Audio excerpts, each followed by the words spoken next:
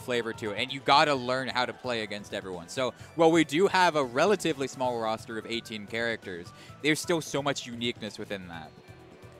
Looks like we are coming up on Sparx Doots. This is another matchup that's famously bad for Ellie because those bubbles that Orcane shoots evaporate steam. Notable scientific fact, bubbles remove steam. Try it at home, kids. Yeah. I mean, as we all know, water's heavier than steam. That's just, it makes sense. Yeah. You throw a bucket of water on steam, what do you think's going to happen? It's going to get out of the way. Exactly. But the question is Sparx even going to go Ellie? Because Sparx, he's been on the Maypul grind. I don't know if he's still committed, but again, he's got options. He has been feeling his Ellie today. Yeah, he was on the Ellie earlier, but he's like, Ellie Orcane is a little awkward. I'm not going to lie, just because Orcane, just by default, gets really, really long combo strings, and Ellie is one of the biggest bodies in the game.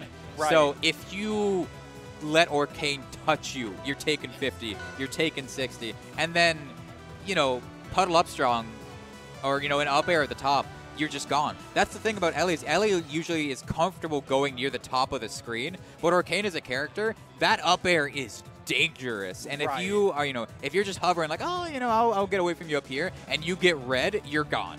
It doesn't matter how heavy you are. Right.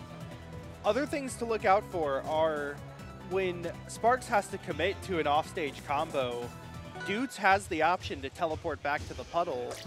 So I think Doots is going to try to DI away offstage earlier.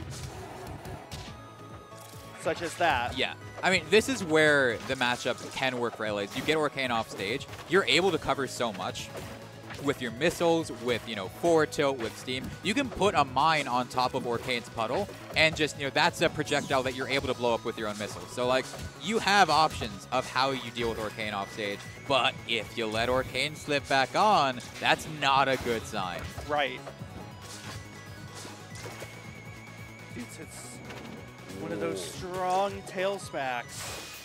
Tail whip does damage in this game. All right, and I like the patience here from Doots. Like, you know what your win condition is. We saw earlier, you know, forward tilt upbeat. This is prime position for it. You know, put Sparx in the middle between you and the upbeat. But no, like I said, that up air will just seal the deal for this first stock. And this would be an insane upset if Doots is able to close this out. Carefully, the shortened forward special, but did not manage to make it all the way back. The Ellie wall continues. Kicks the mine off the ground and lands it in mid-combo. But Doots had plenty of time to react to that missile. Yeah, I mean, really good damage there. But yeah, with Elliana's mine, if you stick that on someone, it's going to stay to them unless they parry, unless they're able to get some sort of invincibility. And you saw, you know, Doots was just ready for the missile, parries it, the mine is no longer attached, and so that's something you've got to be aware of if you have this stick here. Like you see right there, you see that mine attached to Orcane. You wait long enough, it's active, missile explodes into the up air. Crazy, crazy combo, and it's enough for Sparx to close out the second stock.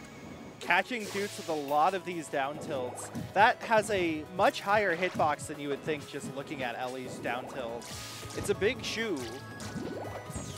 And the big shoe hits quite high. So it's a pretty effective anti-air. Yeah. There you saw Sparx trying to use steam just to sort of keep him afloat a little longer, not get overheated so quickly. And the bubbles from Doots' fair ended up getting rid of it all. Good check. That reverse bear was beautiful. Sparx going for it all. I respect the effort, honestly. I really do, because like that reverse bear was sick. You're feeling yourself after that one, but maybe a little bit too hard. I mean, it's looking grim for Doots, but like we said, Orcane can get so much off of one opening. Sparx already at 50, and if there's another shot, this could be game one going to Doots. Sparx is getting high on heat. He's overheated now. Either has to stay like this and risk off-stage play being horrible, or get rid of it sooner than later. Just going back to stage with Sparx in the corner. Bad DI on the forward tilt. And game one goes to Doots. Doots saw that Sparx's defensive options were down. Went for the kill. That's what you got to do, that killer instinct. When Ellie is in overheat, she loses access to her flight in all of her specials except up special. Yeah. But up special is what puts her in that vulnerable state with the vulnerable snake. Yeah, and when you see that snake in the air, snake in a mech, I mean, I guess no longer at that point. The snake on a plane. Yeah. Cleaner start here for Sparx. And again, like, this is what you got to do if you want to make this matchup work. You got to get Orcane off stage and make that work. But Sparx has been dropping the edge guards. Sparx has just not been able to keep it solid. Just, you know, pressing a button too early. You see there, like, he's fishing. He's expecting Doots to go back on earlier. But Doots isn't biting. Doots makes it back on, finds Puddle up strong, and suddenly, this could be a 2-0 lead for Doots, but Puddle doesn't make it back on. Yeah. No Puddle, no Orca Hop. Parry Steam, though, that's an option. And that's so crucial. If you're Sparx here, like, you needed that. You don't want to let Orcane run away with this. Yeah. But with all the constant sort of using of missiles to keep space and prevent Orcane from doing, you know, whatever they want to do, Sparx often ends up off stage with just a little too much heat. Can't even get back there. I think he burned his double jump. I think he was expecting to be able to. I mean, I guess he has hover, so no double jump available to him. But like, it must have been like an air dodge or something that he was expecting to come out, just didn't. And now Sparx is down to his last stock. The thing is, well, like the reason why that's so important is because Ellie, you know, has these long range attacks and that kind of zoner archetype to them. Ellie's approach options aren't the greatest. You know, you can still go in with approaching, you know, Nair, approaching Dare, all of that, but it's really whiff punishable. So the pressure is on Sparx to go in, and he does find the opening, but it still gives room for Doots to play it back and try and go for a whiff punish. But no, Sparx is finding every single opportunity he needs to claw his way back in this second game. Doots is stuck. Has to be super careful of the missile. Looks like Sparx is not committing to the missile, however. At that point, you have to choose whether you DI the combo or pull the missile in. And at high percents like this, it's usually not worth pulling the missile in. Sparx is getting so much value out of charging that missile, but we got to get more on that later, because right now, this is a last stock, last hit situation. Down strong and not enough. The outward hit is going to send Sparx to the corner of the screen, but Sparx almost in overheat. You got to up B now. Oh my god, no, he got a little bit of boost. That downward strong just getting him to the corner, but read cold from Doots 2-0, but this is top 8. This is best of 5. We're not done yet. Still potential here for a reverse 3-0 because these games are so close. Will they run it back to tower a third time? Nope, we're going to Pride more heat, baby. I mean, Sparx is getting a lot of value, like I was saying, out of that missile charge, because you can do just the standard missile with Elliana, just that small one. Or you can charge it all the way, get a massive one, does like 20%. And you can mix your opponent up. If they think you're just going to do a normal missile, you charge it up all the way, they parry, there's a lag on that parry, so they can't parry the big missile coming at you. And so Sparx is able to get a lot out of just little interactions like that. But overall, Doots has just been outplaying Sparx in neutral.